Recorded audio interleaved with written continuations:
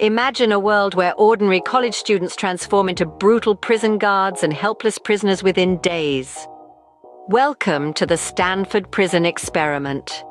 In the summer of 1971, psychologist Philip Zimbardo embarked on an experiment that would shock the world. He set out to investigate the psychological effects of perceived power, using a group of 24 male students who were randomly assigned roles as either guards or prisoners in a mock prison, meticulously constructed in the basement of Stanford University's psychology building. The participants were selected for their psychological stability and health, with no prior criminal record. These were not hardened criminals or sadistic guards, but regular college students. The experiment was designed to last 2 weeks, but what unfolded was so intense that it had to be terminated after only 6 days. Almost immediately, the guards began to display signs of authority and control, enforcing arbitrary rules and subjecting the prisoners to psychological torture. They seemed to adapt to their roles with a chilling ease, embracing the power that came with their uniforms, mirrored sunglasses, and batons. On the flip side, the prisoners quickly descended into a state of helplessness and submission. They accepted the abusive treatment, even engaging in a rebellion on the second day, which was ruthlessly quashed by the guards. The distress was so palpable that within 36 hours, one prisoner had to be released due to severe emotional trauma. What was intended to be a simulation became a disturbing reality. The experiment revealed how swiftly and drastically individuals could transform when placed in a setting that gave them power or rendered them powerless. It was a stark demonstration of the malleability of human nature and the ease with which ordinary people can become agents of cruelty. A disturbing demonstration of the power of roles and expectations, the Stanford Prison Experiment raises unsettling questions about human nature. It forces us to confront the capacity for evil that lies dormant within us, waiting for the right circumstances to awaken it. Ever wondered how a crowd can turn into a mob? Let's delve into the concepts of deindividuation and dehumanization. Deindividuation as a concept revolves around the idea that when people are part of a group, they tend to lose their sense of individual self and personal responsibility. Anonymity plays a crucial role in this process. Masked by the crowd, individuals feel less accountable for their actions and may engage in behavior that they would otherwise deem unacceptable. On the other hand, dehumanization involves perceiving others as less than human. This often happens when we categorize people into groups, thereby stripping them of their individual identities. Situational pressures such as conflict or competition can exacerbate this process, leading us to attribute negative characteristics or even malevolent intentions to the entire group. Together, deindividuation and dehumanization create a potent mix that can lead to aggressive behavior and acts of violence. Stripped of their individuality, people can behave in ways they would never consider as individuals. Could your environment change your moral compass? The power of situational influences suggests it could.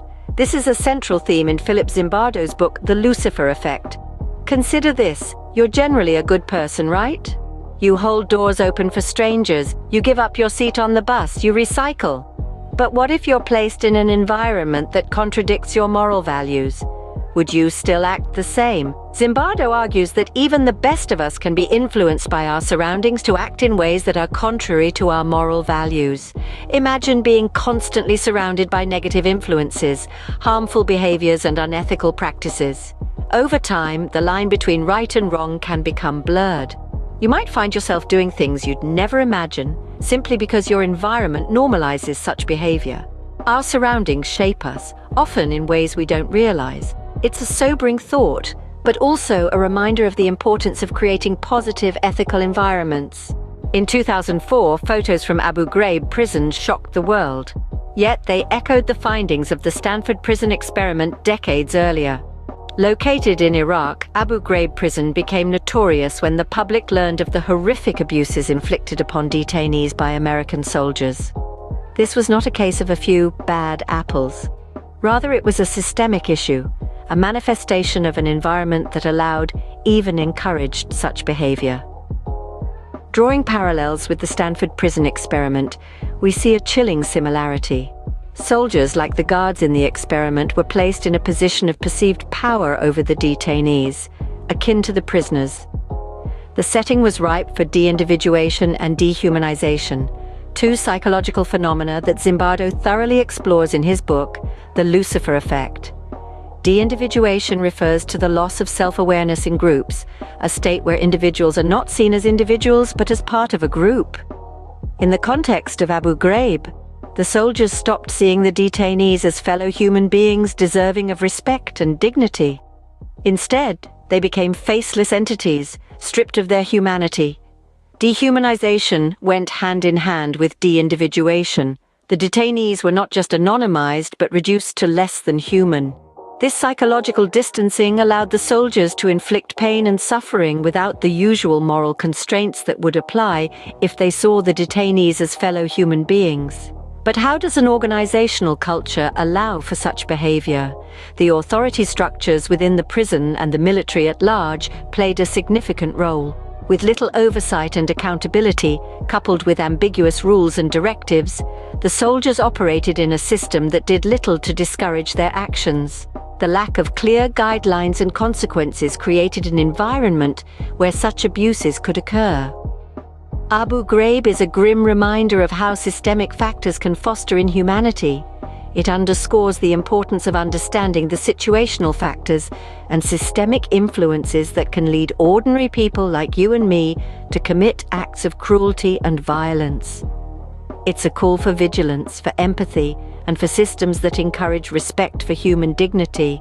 Evil is not always monstrous. Sometimes it's ordinary people doing unimaginable things. Welcome to the banality of evil.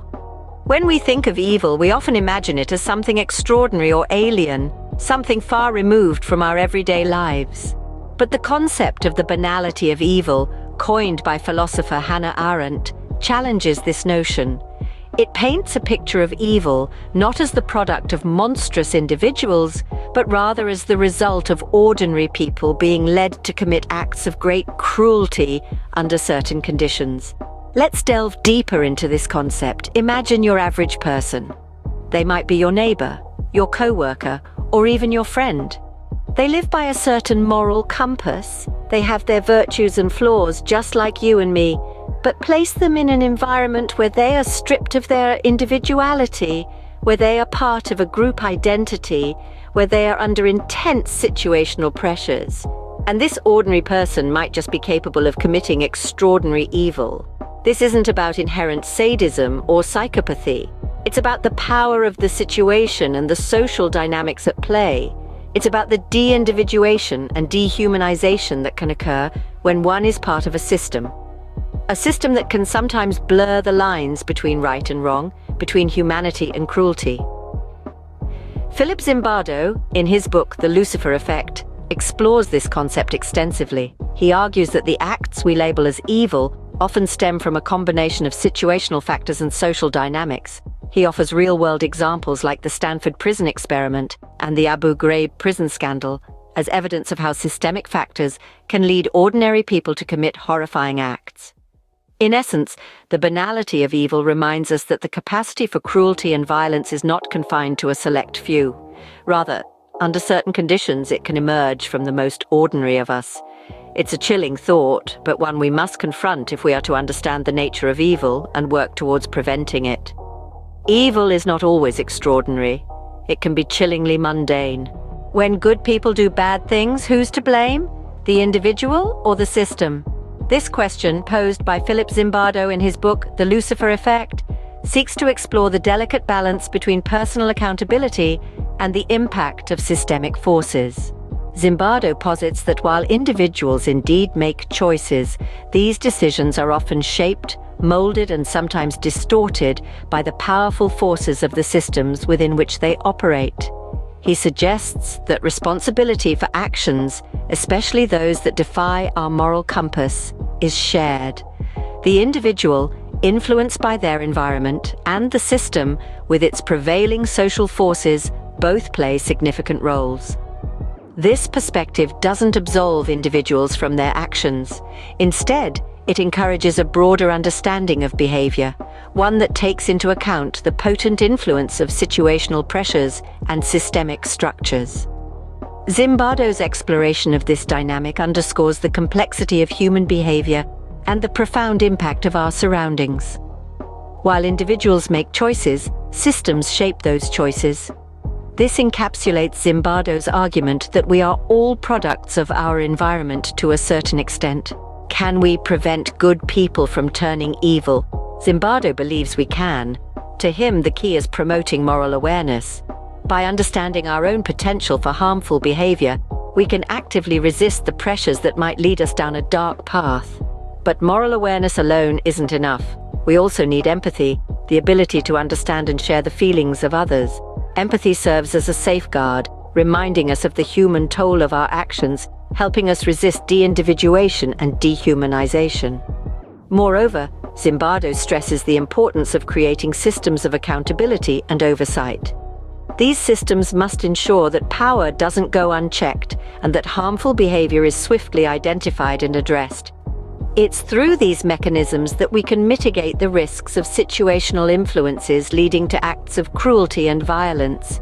In essence, understanding the forces that drive us towards evil is the first step to preventing it.